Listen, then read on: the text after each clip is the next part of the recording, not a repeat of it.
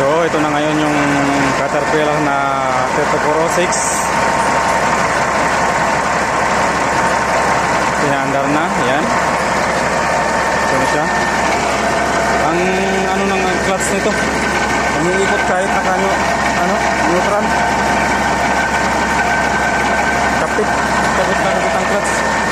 So ito, ano siya.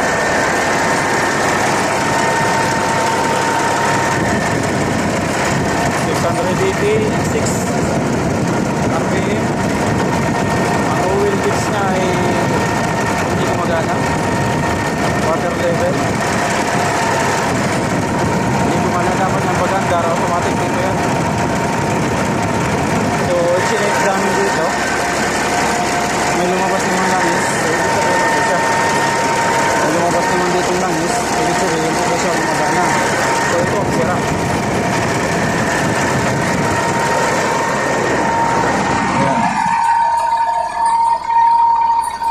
Ito yung 411 horsepower.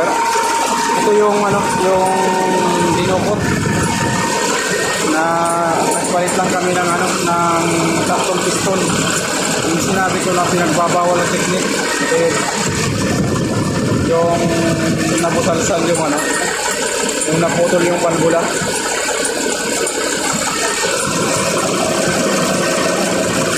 Ang valve valve adjustment na ginamit ko is 0.40 sa intake, tapos 0.60 sa exhaust manifold. Intake manifold 0.40, sa exhaust 0.60 mm. So ayan, okay na. Andar na. Ganda naman yung makining naman yung ng valvula. Pero i-observe to, paada rin lang muna yan.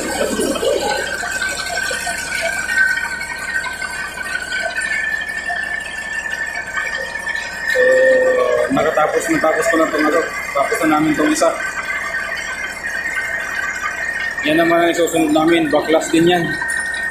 411 din yan, horsepower. Parehas na makina, 3406. Parehas na model.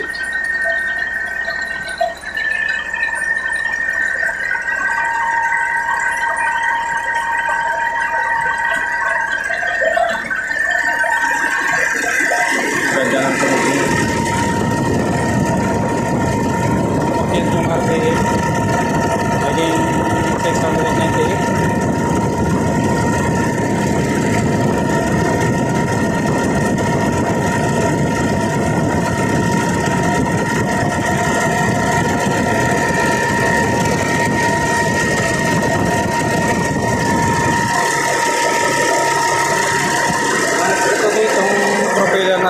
Ito, pag naka-disengage, hindi na yan umiikot.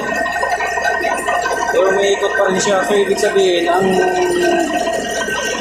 clutch niya, yung mga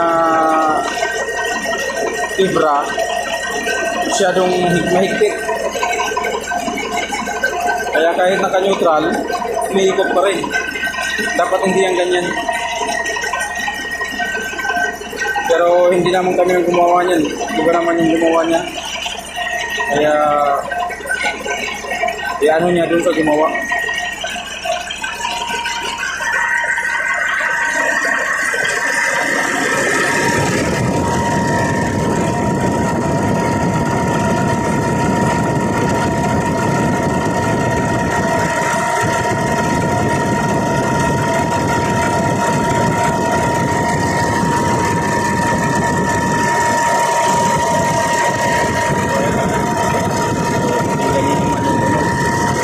Ganda ng